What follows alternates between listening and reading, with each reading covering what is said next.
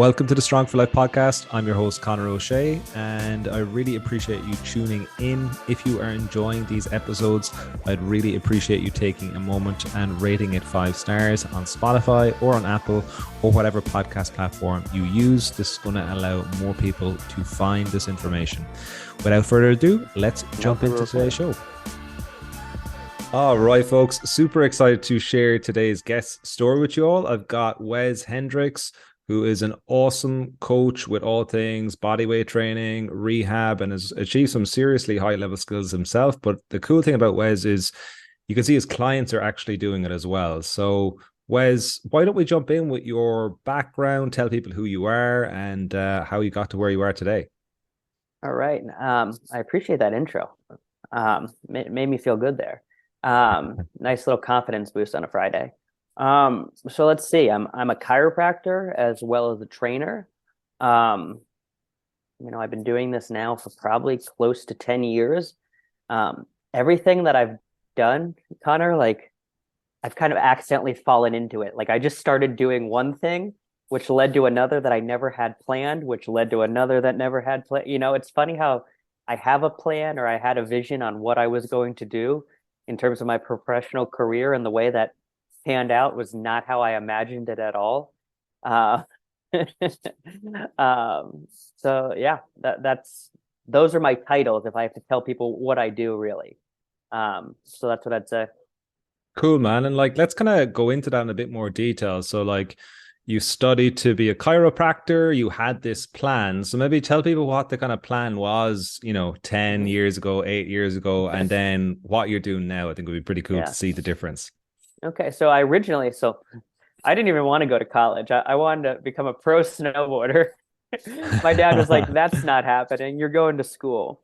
And I remember I was like, "Well, I like working out. I'll go to school. They have this exercise science degree. I'll get to learn more about working out." And literally, I was just like, "Oh, I'll learn more about working out for myself. Like that seems cool." And then I got into school, so I got a degree in exercise science. And about 2/3 of the way through, I was like, oh, I actually have to do something with this degree.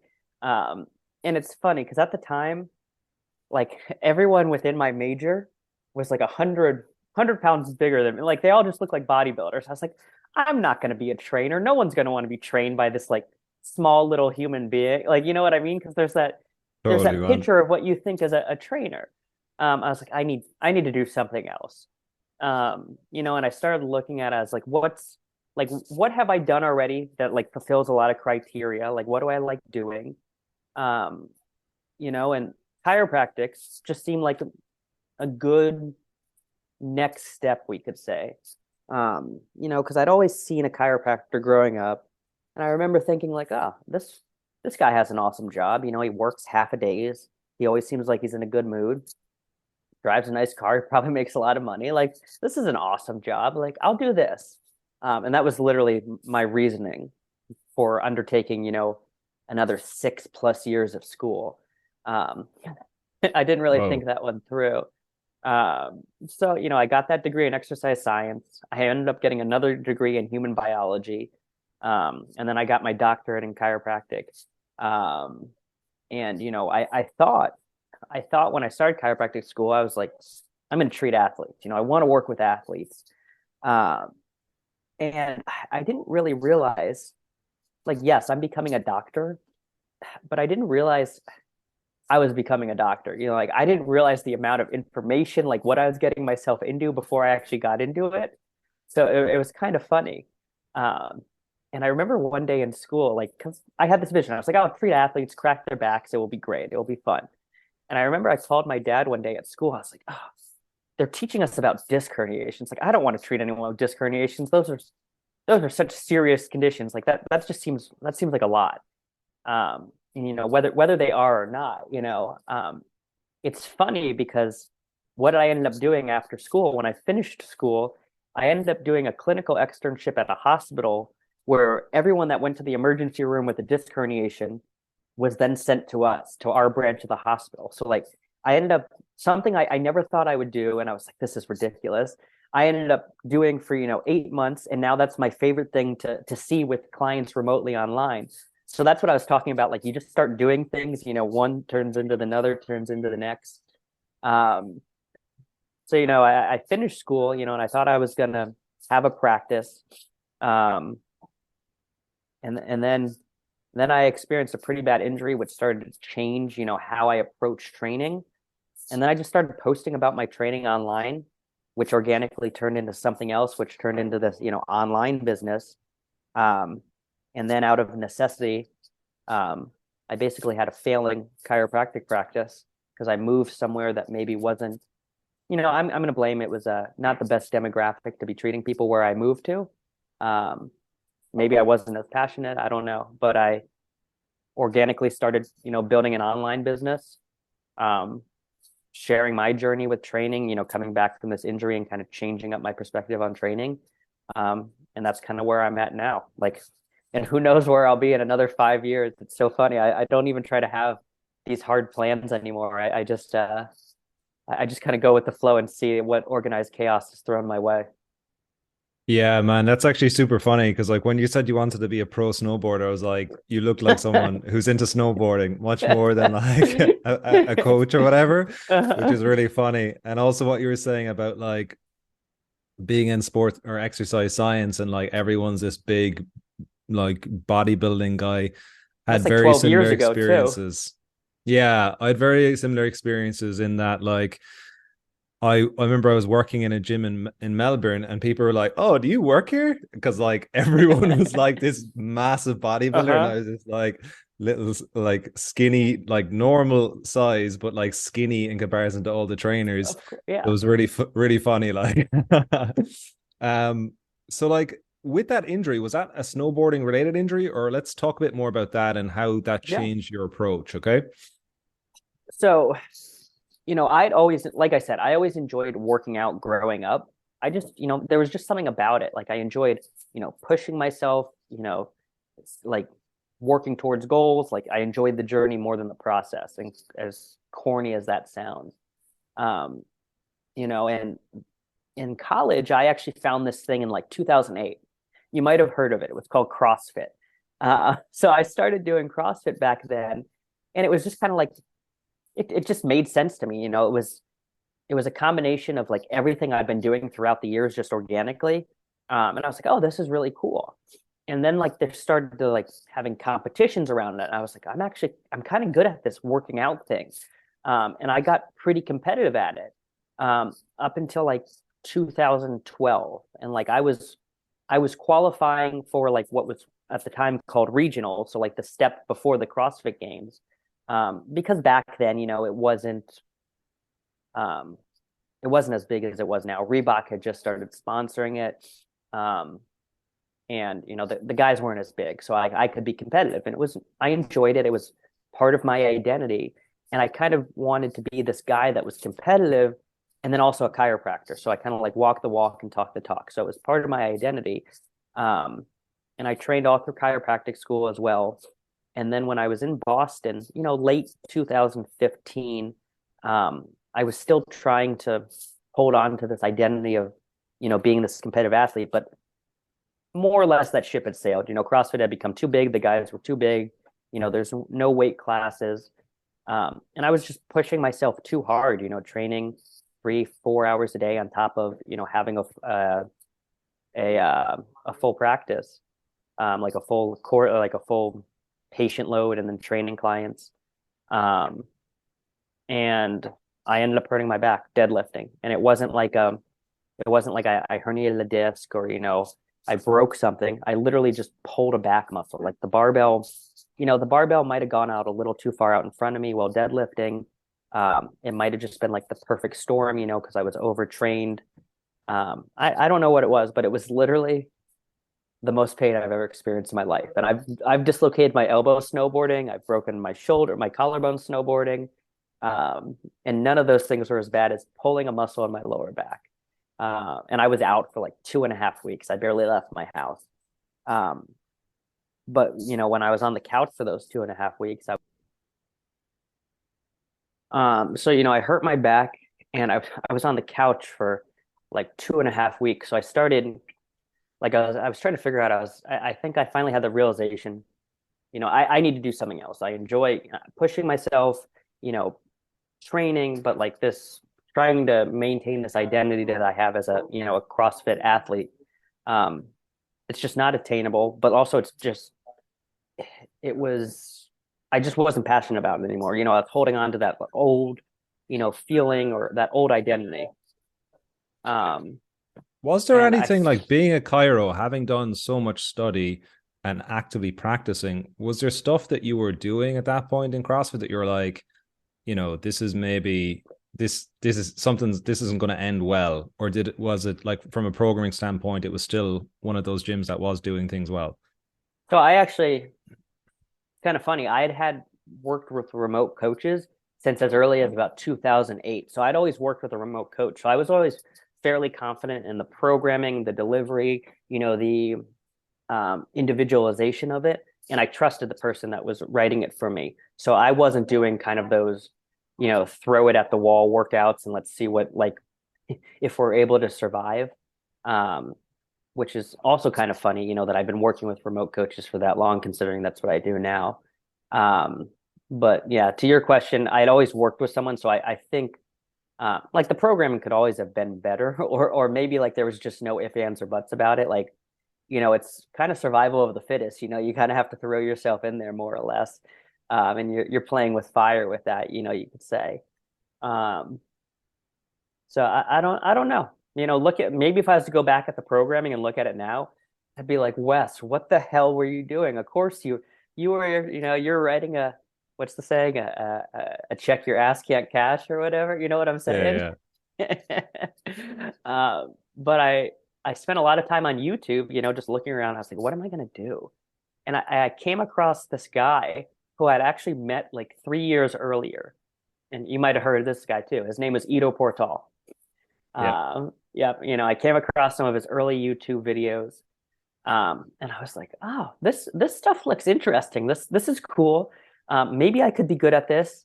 And I had a friend who had actually, he'd been doing his Ido's online programming for like already a year, and he was a coach, and I remember reaching out to Ido, and at the time, like, he didn't get back to me. His team got back to me, and like I had to sell a kidney to get programming from him, and send money to an offshore bank account and probably commit some sort of crime. So I didn't sign up for programming with him, but Right. I signed up for program, like my friend programmed for me, because he was a coach.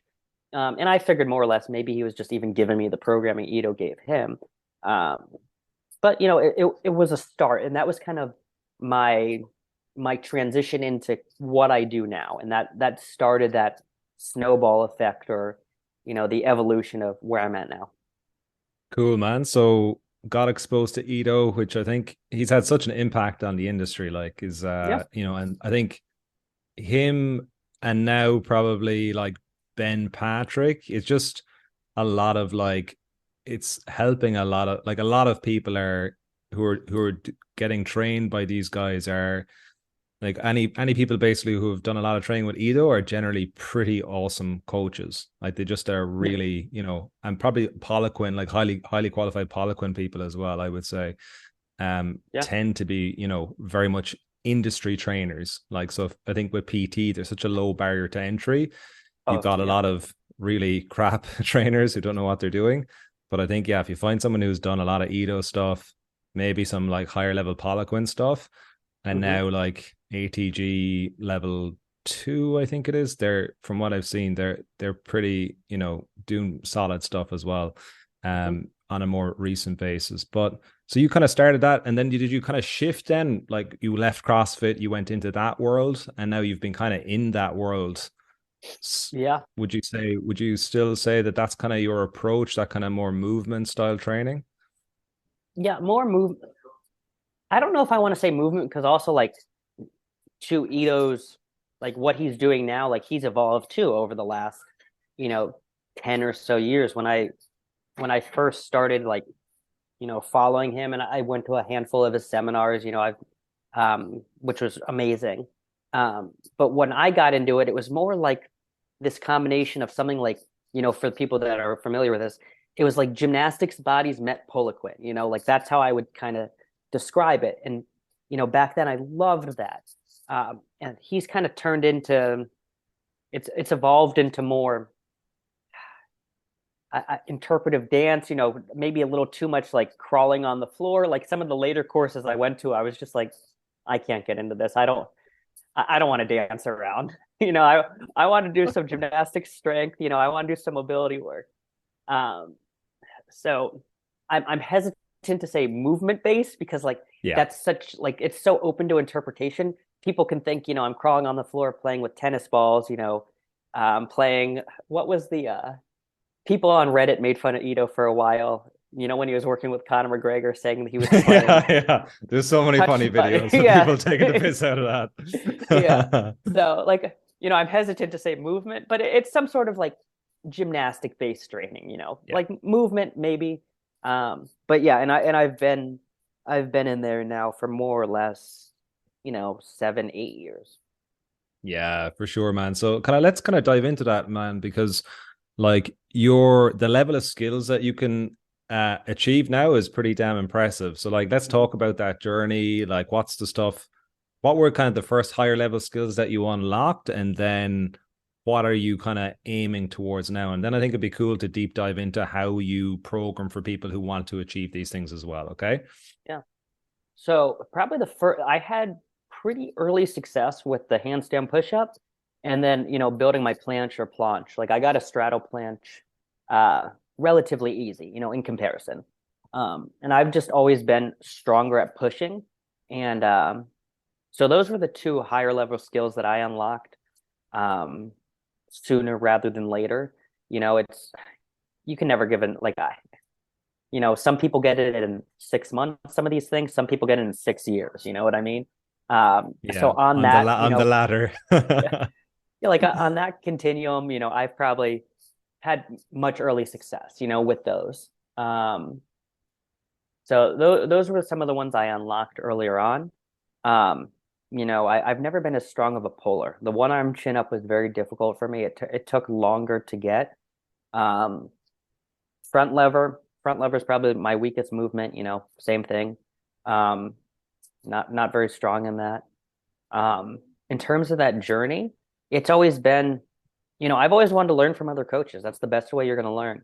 So throughout and same with the flexibility work too. I've never been remotely very flexible. Um, Especially like posterior chain. Um, never been that flexible. Um, I always it didn't come easy to me. Um, but always working with other coaches, that's how I was learning. So I've always reached out to the people that I thought were the best coaches. Um, and I want to see what they were doing. And then I could take that and, take what I liked from it and apply that to my training. And then apply it to, my athletes. Cause also I don't think I'm that gifted in any of these movements. I respond relatively average. You know what I mean? Um, like I'm not like a hyper responder. I'm someone who's putting on muscle or strength in like 30 days or something like that. Um, so if it works for me a lot of the times, that's a good like filter. Like, oh, I can start testing these hypothesis, whatever it be, with my client. So that's kind of how a lot of it started, and kind of how I've educated myself along the way, basically through doing, like would be an apprenticeship. You know what I mean? Um, Yeah, that totally, that's man. I kind think it's yeah, sorry, mate. I think it's pretty cool as well because like I just like the fact that you're just saying you've just worked and you've gotten people who know how to show you the path and then you just apply what you've learned to your clients, and it's not like your ex-child gymnast who just you go over and you try a few chin-ups and then all of a sudden you can do a one-arm chin-up and one-arm handstand just because it comes back to you from 15 years of high-level child's practice, and then you start selling programs to people. of. Like you're literally like, I've started this as an adult, and Mhm. I've grinded it out, but this is the most efficient way that you found, at least. So like maybe talk about that. I know you work with a lot of people in their 30s, people in their 40s. So like let's just say it's a guy, he wants to start working on these types of cool skills that he sees, like this gymnastic strength stuff. He's on your page and he's like, okay, I'd love to be able to, maybe not get a one arm chin up, but like definitely start working towards that, and like a handstand push up. So maybe look Mhm. at the handstand push up first. What would you be saying to a guy, he's at a desk all day, he's busy, he's got a family, but like how could he get working on that kind of stuff? Yeah. So, with all these things, I try to simplify it as much as possible because the coaches that I'm working with, like they're almost, what's the word I'm looking for? It's almost not realistic. Like they're two steps above the person that you just described, if that makes sense. And like, so how do I bring it down to that person that's that level? Um, and to your point earlier, that gymnast, that can do a couple chin ups and all of a sudden do a one arm chin up. The reason why they can do that is because they have this incredible foundation. That's why you see a lot of these gymnasts doing CrossFit. Like they have this incredible foundation. My parents failed me. They should have put me into Yeah, I know. put me Olympic into lifting and yeah, gymnastics for 15 years as right. a child. Right. My fiance is in the corner waving her hand because she did gymnastics and she's competed in the CrossFit Games 3 times. Like that just She tells you, cheated. like, yeah, she Yeah, cheated. yeah. Exactly. Um, so with that, anyone that wants these higher level skills, handstand push up, one arm chin up. I think a lot of the times people make the mistake of jumping right to that movement, getting too specific too soon without building that foundation. So to your point, the handstand push up, like we need two things. We need the strength to do the movement pattern, and it's a skill based movement. So we need the balance. Like, the better you're able to balance a handstand, the more efficient you are in that movement pattern. And basically, I tell people for handstand push-up, we need two things.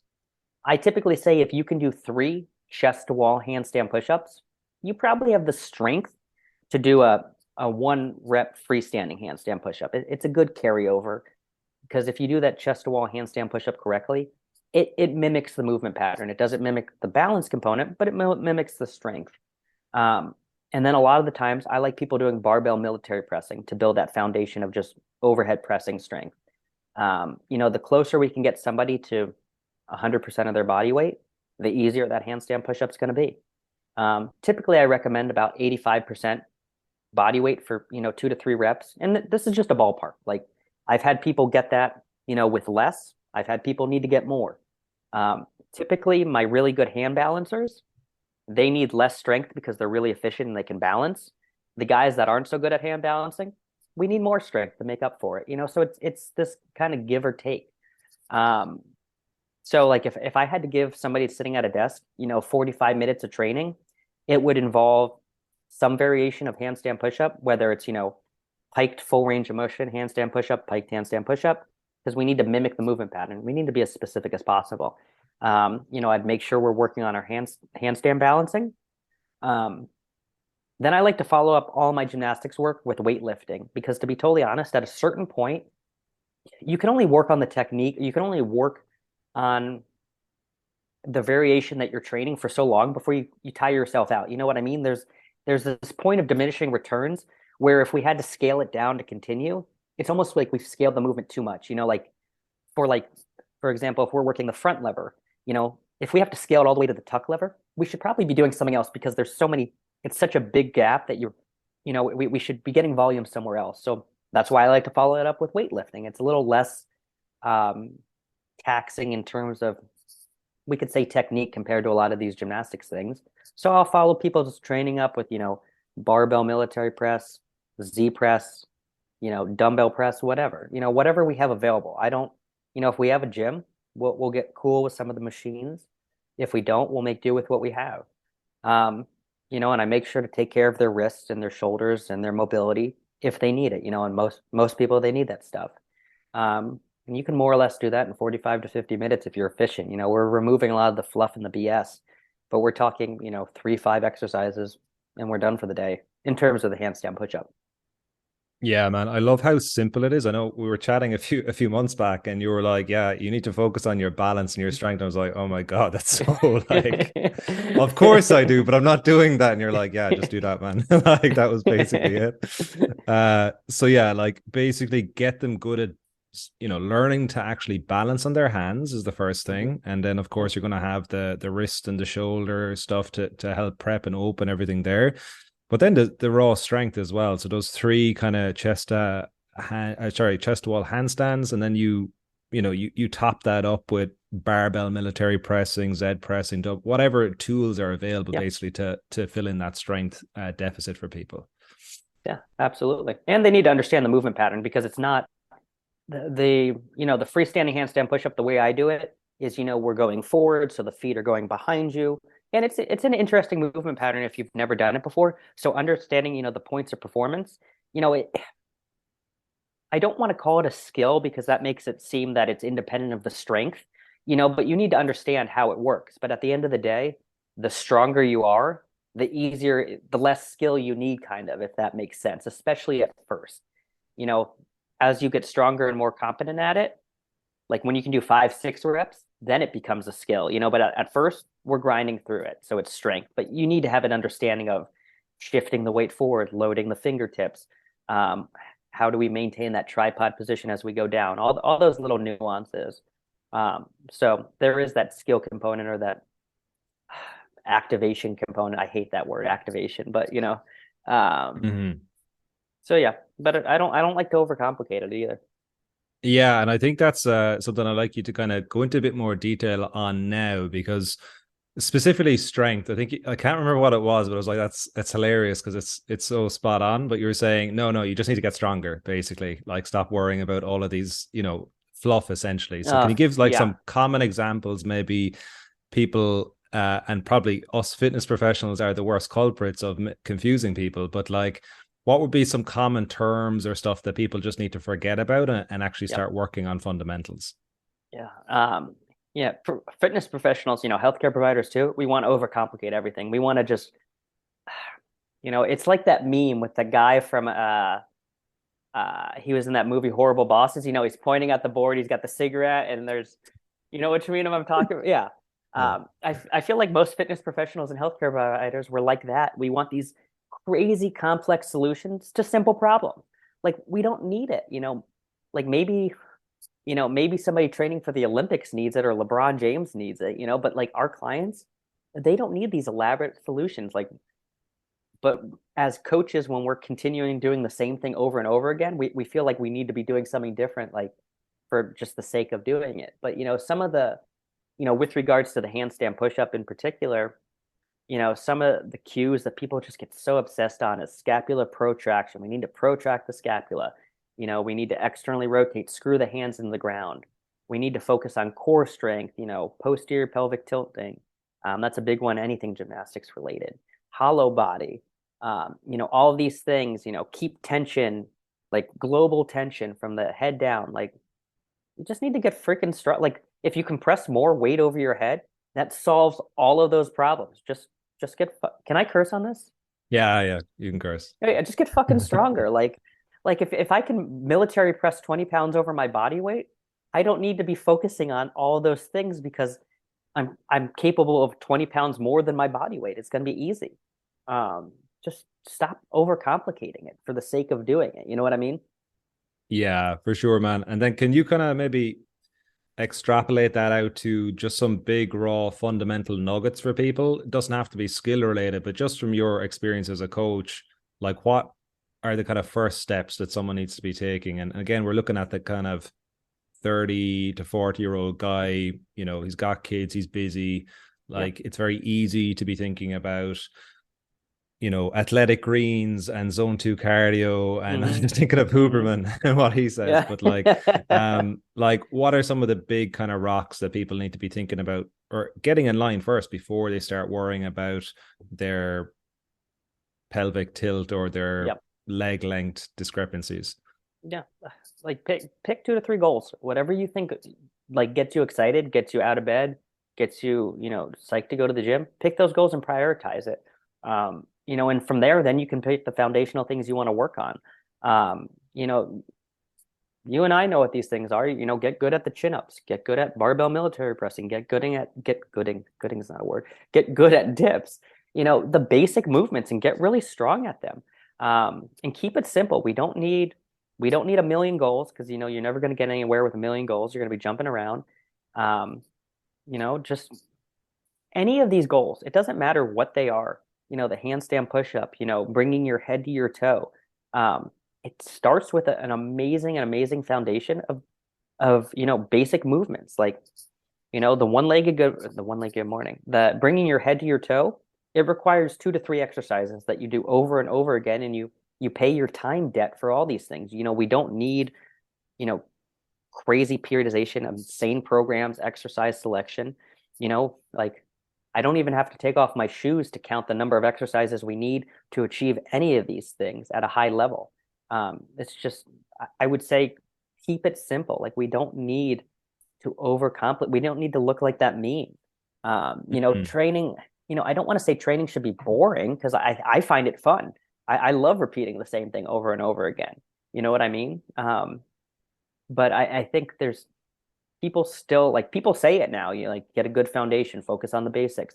But I don't know if people are really doing it. You know what I mean? People still are looking for that quick fix or that hack or that special exercise that they haven't discovered yet. They have to go down the Instagram wormhole or whatever, a YouTube hole.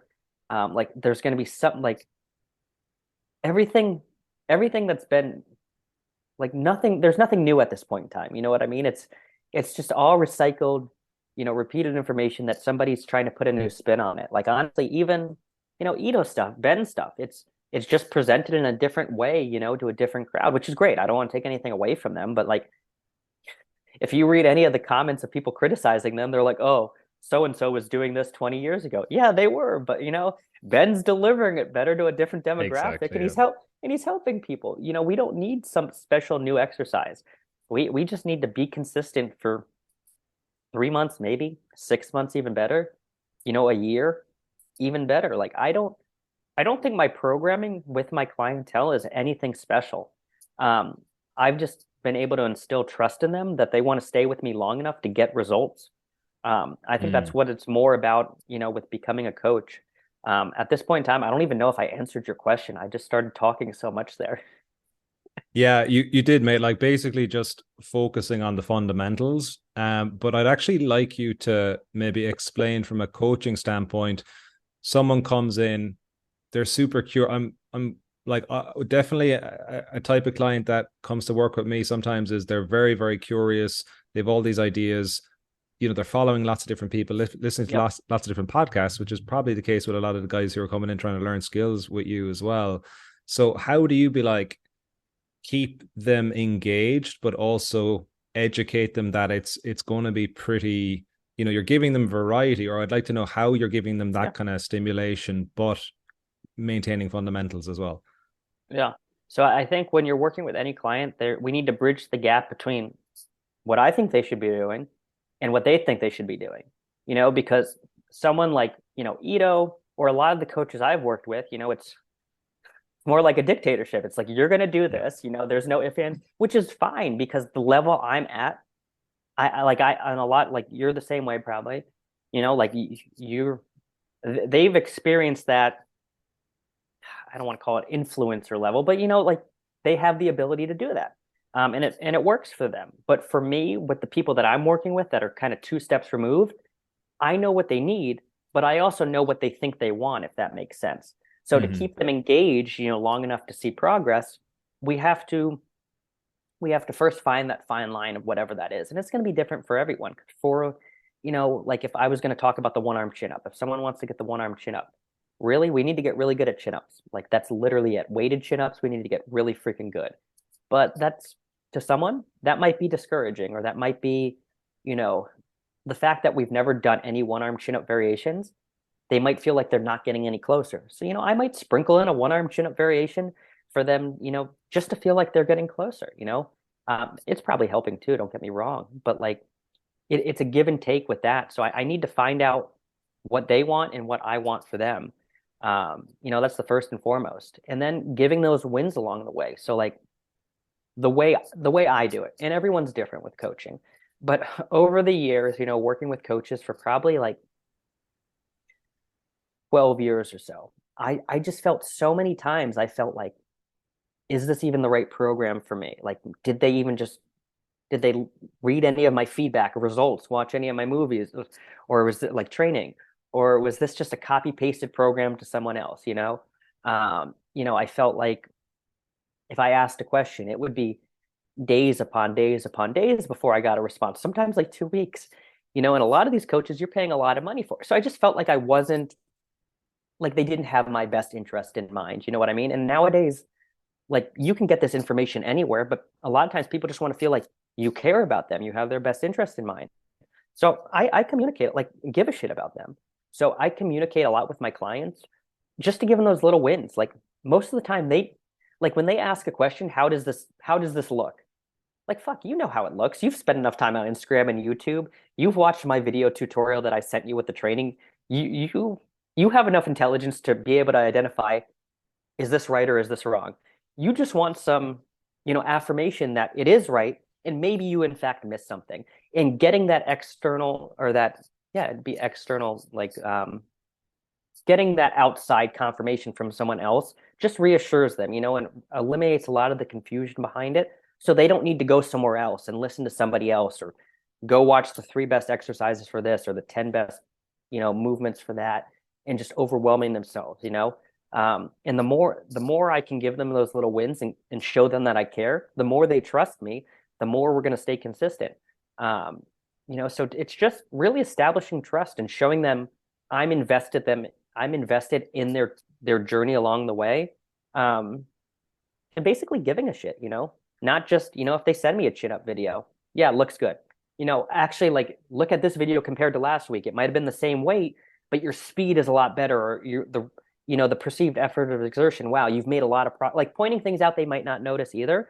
But just going that one extra step, they appreciate, you know what I mean? And I think it's just all about building that trust, showing that you care. So you're not just trying to collect a payment, give them a program, or, get their card on auto pay or whatever it may be, however you operate, which those things aren't bad. Don't get me wrong. Um, but it's I want them to trust me so I can keep with them long enough to see those training effects. Yeah, man, such great points there, mate. Like, I think the point you made about just the client, a lot of the times they know what to do. It's just getting that confirmation from you as their coach to be like, yes, that's right, you're on the right path. Or no, yeah, that this can be improved or we can tweak this. And then I think it's just that overwhelm is reduced then because they don't have to start searching and get like lost in different rabbit holes. So that's a huge point. And then the client experience, man, I totally get you as well. Like I've worked with some of the kind of movement coaches and just I was like, man, like your client experience is just so shit. Like Yeah. just like Yeah. getting back to me in like a week and a half. I'm like, why am I Hmm. paying you? Like, so yeah, I think that's massive as well. Just literally caring about the client and being responsive and being like on track with people as well. So yeah, really, really good points there about your coaching approach. And then like I think the last point you made about making it showing the client maybe stuff that they can see that they're improving, in particular when it is a long-term process, but you're like, oh, your speed, how it feels is improving, or Hmm. all, your recovery is better. I think they're all really, really powerful points that you've shared as well. Hmm. And then I know you asked like how do I change up the programming? How do I keep them engaged? Um, and I guess I could say it depends, which is the most BS answer that you get on social media all the time. Because like I have a wide variety of clientele, but like if we're looking at somebody that, wanting to work towards the one arm chin up or the handstand push up, something like that, the meat and potatoes of the training is, some sort of specific movement that really doesn't change, whether it's the piked handstand push up, the chest to wall, like whatever that movement they're working on, probably some sort of movement pattern similar. We're doing that. We're doing some strength work, barbell military press, chin ups, whatever. And then we finish it, which those things never really change, like if I wanted to, I could, if someone wanted the planche, lever, handstand push up, one arm chin up, like the program could literally look like planche variation, lever variation, weighted chin ups, barbell military press, or chest to wall handstand push up, not changing for 16 weeks, and then round it out with some dumbbell curls and some ring rows. and that person would probably achieve it. Like there doesn't need to be all this variety. Um, but where I'm going with this is a lot of the times, I keep the meat and potatoes the same. We're always doing chin-ups. We're always doing, that specific movement. And then I change up the accessory work a lot of the times, whether it's dumbbell curls, incline curls, Zotman curls. Maybe we'll do a row with the dumbbells, or maybe a cable machine if they have it available. Maybe we'll throw in some different rotator cuff work if I feel like they need it. There's a lot more variety. Like if we look at, the A-Bs of the workouts, if we're labeling it A1, A2, A1, A2, B1, B2, pretty much stays the same throughout the year for me. It's the C's and D's that really change, and we get a little more variety. So it's a little exciting for people. Like people get annoyingly excited about getting a new workout routine. From my perspective, I got to give them a little variety. I got to work with them. I don't think it's necessary, but if I literally give the people the same exact workout, maybe just changing the rep scheme a little, or increasing or decreasing the volume, people are going to lose interest. That's just the fact of it. It's 2000. It's we're in it's 2023. Like, I need to give them some sort of variety. So that's where I do it. And it doesn't seem to hinder progress, and it keeps Yeah. engagement. So if anything, it's improving it. Yeah, I think that's the real skill, man, is like you're moving them towards their goals. You're actually keeping them engaged, but you're not just giving them random stuff either, Mhm. like a random hit training class or No, something like that. no. Yeah. Also, mate, let's go into some rapid fire. So Sure. let's hear your answers. So basically, if you could sit down with anyone in the world over dinner for 2 to 3 hours to pick their brain, who would it be and why? Right now, it'd be Alex Hormozy. Just because I've made a massive transition into growing business, and he just seems like he's so, um, just he thinks differently. Like I really appreciate his thought process. So I'd want to know what he'd be doing if he was in my situation right now to grow a business. Yeah, man, that's a great guest. Very, very good. For what in your life are you most grateful for and why? What am I most grateful for? My fiance is pointing to her over here. There's only one answer, mate. um, what would I be most grateful for? All of my failures, because they've led me to the next, thing that I've done. Like I wouldn't be where I'm at right now if it wasn't for all of my failures. I've had some pretty monumental failures along the way. So I'm grateful for all of those. Awesome, man. Greatest accomplishment to date. Um, as funny as it is, I'd say graduating chiropractic school. And it's funny because I don't even practice anymore. I still use the knowledge to help people, but I don't practice. But that was one of my biggest failures. Like I actually failed out of my first chiropractic school. The second chiropractic school I went to, I was on probation the entire time because I'm dyslexic. I've got terrible reading comprehension, and in grad school, you have a midterm and a final. Your grade is totally dependent on two tests, and I can't take tests for shit. So it was a very tough, 6, 7 years for me. Dude, that's super impressive, man. With the dyslexia as well, like going through a Mhm. six year, like it's a medical degree, right? It is. I'm a doctor, so it was Yeah, not yeah. it was That's not fun. huge, It was man. it was stressful. Ah, well done, man. That's massive. Okay, last two questions. What Yeah. book or books would you recommend? Maybe, yeah, it can be like training or business stuff, and then maybe a fiction book. Okay, so business, I would recommend How to Win Friends and Influence People, and Growth Mindset. That those two, I constantly am revisiting, the principles or the concepts from that on a regular basis. Every day when I'm putting out fires with my business, or I'm wanting to complain about something, I revisit, the things from that book, and I think they really, let's say, center me, or help me stay focused. Um, Is I Growth don't. Mindset, is that Carol Dweck's book? Yes. Yep. Yeah, gotcha. Yeah. Yeah, So yeah. that one's great. Um, I don't think I read anything like outside of business or training really. I don't think I have any like fun books I've read, because that would be fiction, right? Yeah, yeah, Yeah. yeah. I I I can't remember the last time I read a fiction book. If you want some fiction, man, Red Rising series is epic. Okay, that's good. Really, yeah, really good. Like you'll actually get addicted to it. Okay. Uh, all right, last question, mate. If you could put anything on a sign in somewhere like Times Square to reach millions of people, what would you say on it and why?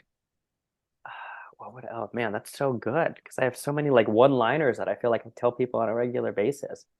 Um, oh wow. I wish I'm gonna answer this and then I'm gonna think like an hour later, be like, oh shit, I should have told Connor this instead. Um, Stay consistent. Pick a goal, pick a couple goals, and stay consistent. And I'm talking, a year before, you really think about reevaluating it. People get so discouraged after 30 days if they don't see the progress, or even 3 months. Like we're barely scratching the surface. Stay consistent, be tenacious, just do it. Just consistent. That was very choppy there, but I'm going with that theme. Yeah, man, definitely consistency. I think it's a great way to wrap up the podcast today because it's Mhm. what you're about, just keep showing up with the fundamentals and like your Just results show and your up. clients' results show that is that's the way to go, mate. So really appreciate you jumping on, man, sharing everything today. Where is the best place for people to find you to learn more about what you do? Probably Instagram. That's where like 90% of everything lives. And if things live otherwhere, I'll tell people about it on Instagram. So my Instagram's just at Dr. Wes Hendricks. Awesome, mate. Really appreciate you taking time today. Yeah, it was a lot of fun. I appreciate it.